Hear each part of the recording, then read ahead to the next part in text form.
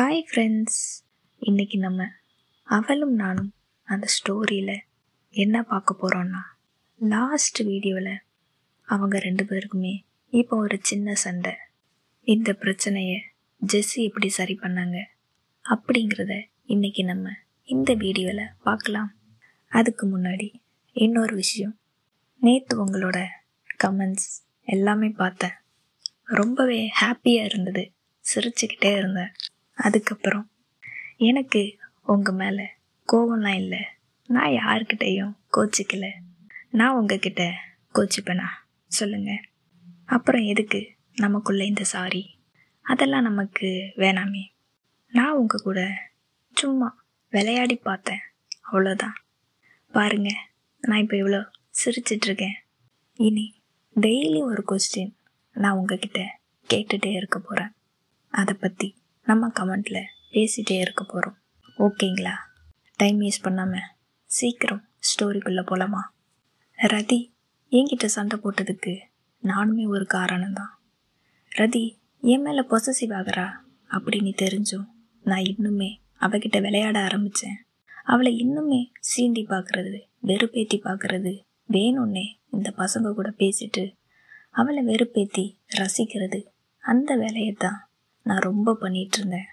ஆனால் நான் விளையாட்டாக பண்ண ஒன்று இன்னைக்கு இந்த அளவுக்கு சீரியஸாக எங்களுக்குள்ள ஒரு பெரிய சண்டையாக ஆகும்னே நான் நினைக்கவே இல்லை.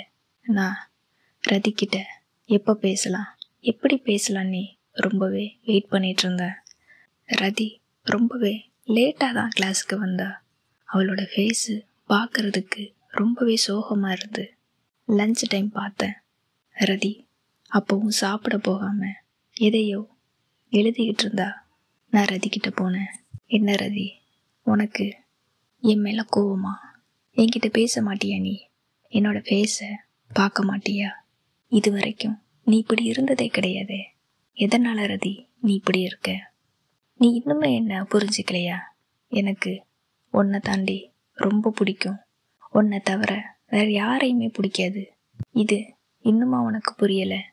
இங்கே பாரு ரதி, எனக்கு நீ மட்டும்தாண்டி.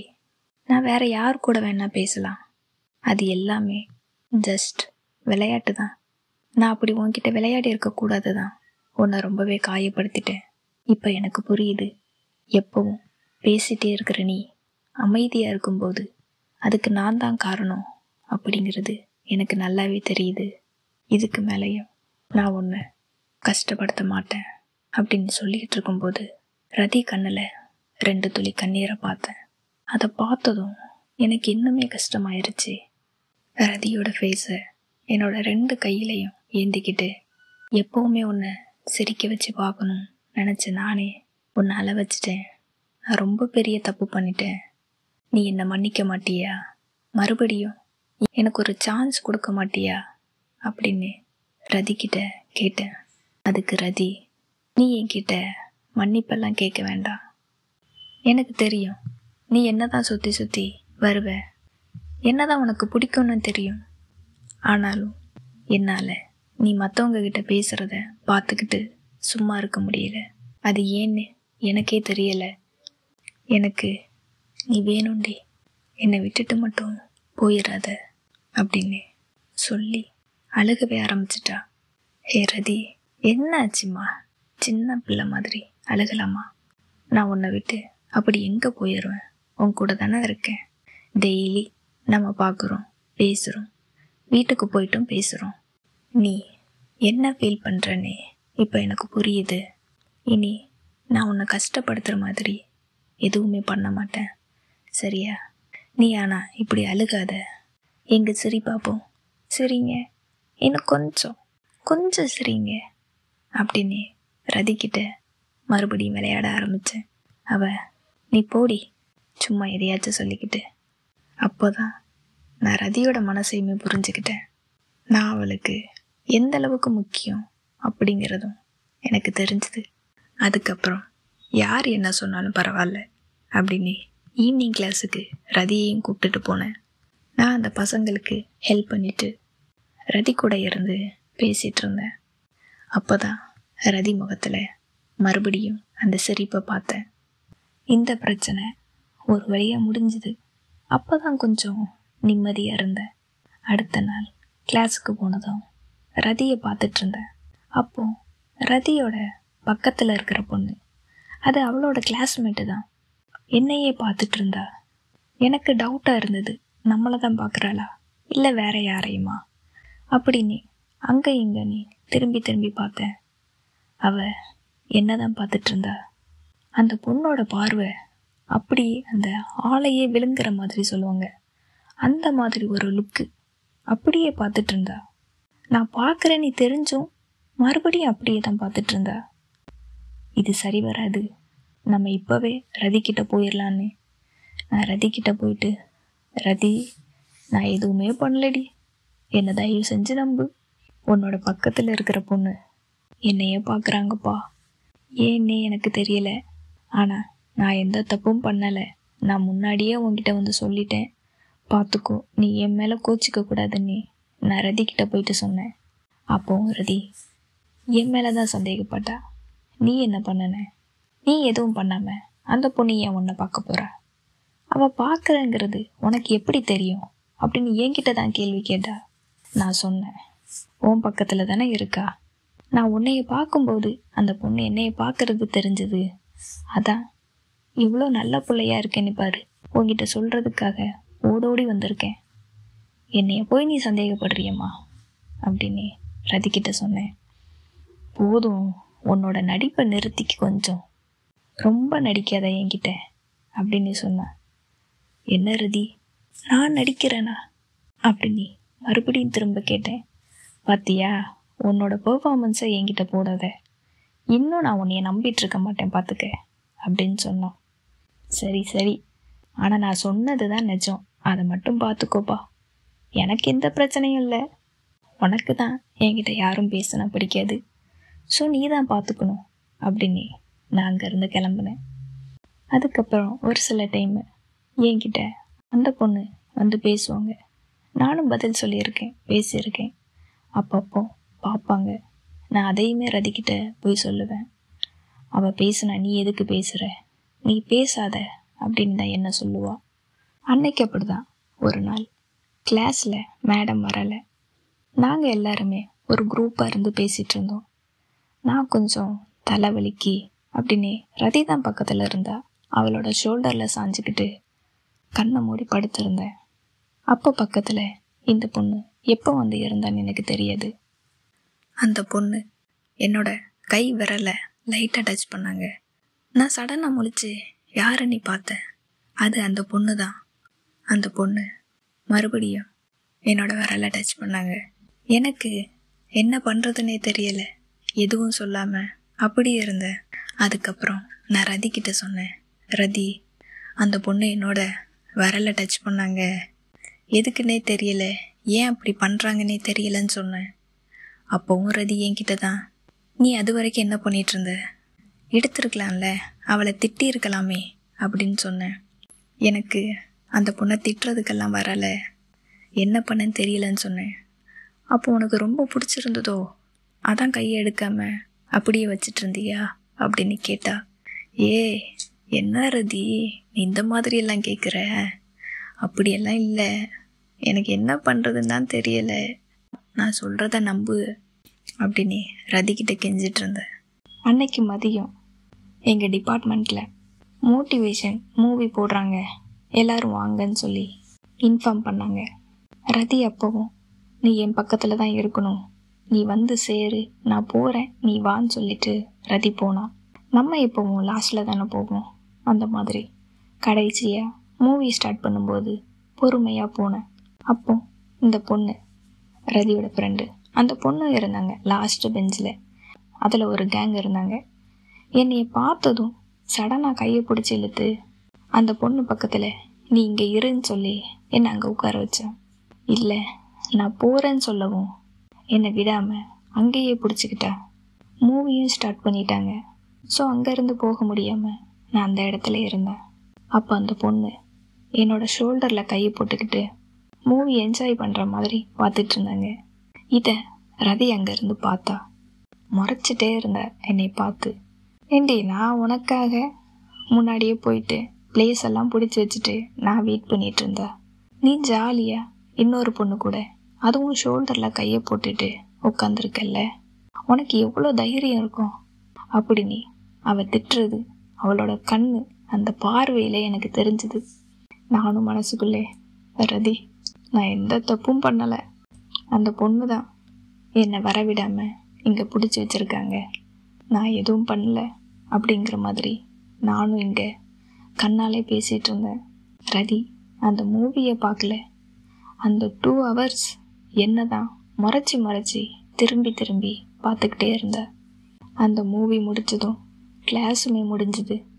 ரதி ரொம்பவே கோவமாக பேக் எடுத்துட்டு வேகமாக நடந்து போனான். அவள் போனதை பார்த்துட்டு ரதி பின்னாடியே ஓடி போனேன். அவளோட கையை பிடிச்சிக்கிட்டு, எங்கே போகிற, நில்லுடி, கோச்சிக்காத ப்ளீஸ் நில்லு, நான் சொல்கிறத மட்டும் கேளு நீ. அவளோட கையை பிடிச்சி நிற்க வச்சு பேசிகிட்டு இருந்தேன். நீ ஏன் ஜெசி இப்படி பண்ணுற, எனக்கு ஒரு விஷயம் பிடிக்கலன்னு தெரியுது, ஆனாலும் நீ அதையே தான் திரும்ப பண்ணிகிட்டு இருக்க. அன்னைக்கு தான் இனி உன்னை கஷ்டப்படுத்த மாட்டேன் அப்படின்லாம் சொன்னேன். இப்போ அதெல்லாம் எங்கே போச்சு, அது எல்லாம் சும்மா தான் சொல்லுவியா, அந்த டைமுக்கு மட்டும் என்னை சமாதானப்படுத்துறதுக்கு நீ சொல்லுவியா அப்படின்னு கேட்டா. தப்புதாம்மா, நீ கூப்பிடும்போதே நான் உன் பின்னாடியே வந்திருக்கணும், நான் வராமல் போனது என்னோட தப்பு தான். நான் வேணும்னே எதுவுமே பண்ணல ரதி, அதை மட்டும் நீ புரிஞ்சுக்கோ. உன்னை கஷ்டப்படுத்தணும் அப்படிங்கிறது என்னோட நோக்கம் கிடையாது. ஆனால் ஏன் என்னை சுற்றி இந்த மாதிரிலாம் நடக்குது அப்படின்னு எனக்கே தெரியல அப்படின்னு ரதிக்கிட்ட சொன்னேன். எனக்கு என்னன்னே புரியல ஜெசி, அது எப்படி எல்லாருமே உன்னை தேடி வருவாங்களா, இல்லை எனக்கு தெரியாம நீ வேற எதுவும் பண்ணிட்டு இருக்கியா அப்படின்னு கேட்டா. நீ நினைக்கிற மாதிரி எதுவுமே இல்லை ரதி, ஆனால் மற்றவங்க பண்ணுறதுக்கு நான் உன் முன்னாடி தப்பு பண்ணுற மாதிரி மாட்டிக்கிட்டு முழிச்சுக்கிட்டு இருக்கேன் அப்படின்னு ரதிக்கிட்ட சொன்னேன். இது மாட்டிக்கிட்டு முழிக்கிறியா, அப்போ நான் என்ன உன்னை கொடுமைப்படுத்துகிறேனா, இல்லை உன்கிட்ட வந்து எப்போவுமே சண்டை போட்டுட்ருக்கேனா, உன்னை திட்டுறேனா அடிக்கிறேனா, நீ என்ன திட்டிக்கோ அடிச்சுக்கோ, ஆனால் நான் சொல்கிறத மட்டும் நம்பு. நீ என்ன எவ்வளோ வேணா திட்டிக்கோ அடிச்சுக்கோ, என்ன வேணாம் பண்ணிக்கோ அப்படின்னு சொல்லிட்டு நான் ரதி முன்னாடி போய் நின்னேன். அப்போ ரதி, எல்லாரும் பார்க்குறாங்க, ஃபஸ்ட்டு நீ இங்கேருந்து போன்னு சொன்னா, ஆனால் யார் பார்த்தாலும் எனக்கு பிரச்சனை இல்லை, நீ இப்போ என்னை எவ்வளோ நாளும் திட்டிக்கோ, நான் வாங்கிக்கிறேன், ஆனால் இப்படி என்கிட்ட கோச்சிட்டு மட்டும் போகாத அப்படின்னு ரதிக்கிட்ட கெஞ்சிக்கிட்டு இருந்தேன். அவள் முன்னாடியே போய் நின்றுட்டு அவளை எங்கேயுமே போக விடாமல் நகர விடாமல் போய் நின்றுட்டு இருந்தேன். எல்லாரும் பார்க்குறாங்க, நீ ரதியும், நீ ஃபஸ்ட்டு இங்கே வா அப்படின்னு என்னோட கையை பிடிச்சி அந்த மரத்தடிக்கு கூப்பிட்டுட்டு போயிட்டு அங்கே நின்று பேசிகிட்டு இருந்தோம். உன்னை எனக்கு திட்டுறதுக்கும் மனசு வரலடி, ஆனால் நீ ஒவ்வொரு நிமிஷமும் என்னை கஷ்டப்படுத்திட்டே இருக்க, அது உனக்கு புரியுதா இல்லையா, நீ ஏன் இந்த மாதிரி பண்ணுற, அவங்க அப்படி பண்ணுறாங்கன்னா நீ கொஞ்சம் தள்ளி தான் போயேன், எனக்காக நீயும் கூட சேர்ந்து என்னை கஷ்டப்படுத்துகிற மாதிரி இருக்கு அப்படின்னு ரதி என்கிட்ட சொன்னான். எனக்கு புரியுது ரதி, இனி நீ சொன்ன மாதிரியே நடந்துக்கிறேன் அப்படின்னு ரதிக்கிட்ட சொன்னேன். அடுத்த நாள் காலேஜுக்கு போனதும் ஒரு ஹாப்பி நியூஸ் ஒன்று சொன்னாங்க. அது என்னென்னா, கிளாஸில் ஐவி டூருக்கு பிளான் பண்ணியிருக்காங்க, நம்ம எல்லாருமே இப்போ கொச்சிக்கு போக போகிறோம் அப்படின்னு ரொம்பவே ஹாப்பியாக எல்லாருமே என்ஜாய் பண்ணிகிட்டு இருந்தோம். அப்போது நான் நினச்சேன், இப்போ இருக்கிற எல்லா பிரச்சனைக்கும் இது ஒரு சொல்யூஷனாக இருக்கும் அப்படின்னு நினச்சிட்டு இருந்தேன். நான் வர்றேன்னு தெரிஞ்சதும் ரதியும் அவங்க வீட்டில் பெர்மிஷன் கேட்டு அவளுமே வந்தா. அடுத்த நாள் நைட்டு 8 மணிக்கு எல்லாரையுமே காலேஜுக்கு வர சொல்லியிருந்தாங்க. நைட்டு எல்லாரும் காலேஜில் செம்மையாக என்ஜாய் பண்ணி கத்திட்டு கிடந்தோம். பஸ்ஸும் வந்துச்சு. நாங்கள் எல்லாருமே பஸ்ஸில் ஒவ்வொருத்தராக கிளம்பிட்டு இருந்தோம். ரதி எந்த விஷயத்துலலாம் ரொம்பவே விவரம் இல்லை, என் கூட இருக்கிற ஆசை அப்படின்னு சொல்லலாம். அவள் ஃப்ரெண்ட்ஸுக்கிட்ட சொல்லி எங்கள் 2 பேருக்குமே ஒரே சீட்டு ஒன்றா இருக்கணும்னு சொல்லி ஆல்ரெடி பிளான் பண்ணி வச்சுருக்காங்க. நான் பஸ்ஸில் ஏறினதும் இங்கே வா, உனக்கும் ரதிக்கும் இந்த சீட்டுன்னு சொல்லி எங்களுக்கு அரேஞ்ச் பண்ணி கொடுத்தாங்க. நான் ரதியோட பக்கத்தில் இருந்தேன். பஸ்ஸு கிளம்புனதும் நாங்கள் டூர் போகிறோன்னதும் எல்லாமே பிளான் பண்ணி வச்சுருந்தோம். ஒரு பென்ட்ரைவில் full and full item song எல்லாத்தையுமே டவுன்லோட் பண்ணி அந்த பஸ் டிரைவர்கிட்ட கொடுத்து போட்டு விட சொன்னோம். அது என்ன சாங்னா, நாளான தாமரை அதில் தொடங்கி மே மாதம் 98 மேஜரானேனே அந்த சாங் வரைக்கும் சாங்கை போட்டு விட்டு எல்லாருமே பயங்கரமாக டான்ஸ் பண்ணி குத்தாட்டம் போட்டுட்டு இருந்தாங்க. பஸ்ஸு ஒரு வைப்ரேட் ஆன அளவுக்கு டான்ஸ் இருந்துச்சு. என்னையுமே கூப்பிட்டாங்க, வா நம்ம டான்ஸ் பண்ணலாம் அப்படின்னு. ரதி என்னோட கையை பிடிச்சிக்கிட்டு விடவே இல்லை. நீ எங்கேயும் போகக்கூடாது, இங்கே தான் இருக்கணும்னு சொல்லி என்னை விடலை. நானும் ரதியும் கையை பிடிச்சிக்கிட்டு ஒரே ஹெட்செட்டில் லவ் சாங்கை கேட்டுக்கிட்டு அந்த விண்டோ சைடு அங்கே இருக்கிற காற்று, அந்த இயற்கை ரசிச்சுக்கிட்டு நாங்கள் 2 பேரும் ஒரு தனி உலகத்தில் இருந்தோம். மற்றவங்க எல்லாரும் இன்னொரு உலகத்தில் அவங்க ஒரு என்ஜாய் பண்ணிகிட்டு இருந்தாங்க. அந்த ஃபுல் டே நைட்டும் ரதியோட கையை பிடிச்சிக்கிட்டு அந்த சாங்கை கேட்டுக்கிட்டு அப்படியே தான் போச்சு. மறுநாள் காலையில் கொச்சியில் கரெக்டாக இறக்கி விட்டாங்க. போனதும் ஒரு பிளாக் தண்டர், அங்கே தான் நேராக இறக்கி விட்டாங்க. எல்லாரும் போய் என்ஜாய் பண்ணுங்கன்னு சொல்லி அனுப்பி வச்சாங்க. அப்போ தான் ரதி என்னோட கையை விட்டா. உனக்கு தண்ணின்னா தான் ரொம்ப பிடிக்கும், நீ போய் உன்னோட ஃப்ரெண்ட்ஸ் கூட வாட்டர் கேமில் என்ஜாய் பண்ணுன்னு சொல்லி என்னை அனுப்பி வச்சா. ஏன்னா அவளுக்கு தண்ணி அதெல்லாம் அலர்ஜி பிடிக்காது, ஆனால் எனக்கு ரொம்ப பிடிக்கும். அன்னைக்கு போனதும் வாட்டர் கேம்ஸில் விளையாட ஆரம்பித்தது தான். மதியம் வரைக்கும் அதுதான் போயிட்டு இருந்துச்சு. அதுக்கப்புறம் லஞ்சுக்கு ஒரு ஹோட்டலுக்கு கூப்பிட்டு போனாங்க. அங்கே சாப்பிட்டுட்டு அப்புறம் ஒரு கோவிலுக்கு போயிட்டு அங்கே ஒரு டேம் இருக்கும், அதையுமே பார்த்துட்டு அதுக்குள்ளேயே நைட் ஆகிருச்சு. ஷாப்பிங் மால் போயிட்டு அப்படி டின்னரையுமே முடிச்சுட்டு நாங்கள் எல்லாருமே மறுபடி பஸ்ஸில் கிளம்பினோம். எல்லாருமே செம்ம டயர்டு. அந்த டயர்டில் எல்லாருமே படுத்து தூங்க ஆரம்பிச்சிட்டாங்க. அவங்க தூங்கினதும் அந்த டிரைவர் லைட்டையுமே ஆஃப் பண்ணிட்டாரு. நானும் ரதியும் மட்டும்தான் முழிச்சிருந்தோம். அப்போ ரதி எனக்கு ரொம்பவே குளிருது அப்படின்னு சொன்னான். உடனே விண்டோவையுமே க்ளோஸ் பண்ணிக்கிட்டு, நீ கொஞ்சம் பக்கத்தில் வா, என்னை ஹக் பண்ணிக்கோ, உனக்கு குளிராதுன்னு சொல்லி அவளை கொஞ்சம் என்னோட பக்கத்தில் இருக்க வச்சு என்னோட கையால் அவளை அணைச்சிக்கிட்டேன்.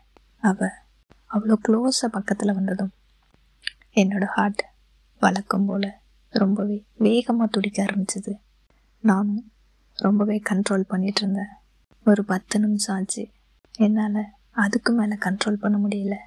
ரதி எழுந்துடுறே, என்னால் கண்ட்ரோல் பண்ண முடியல.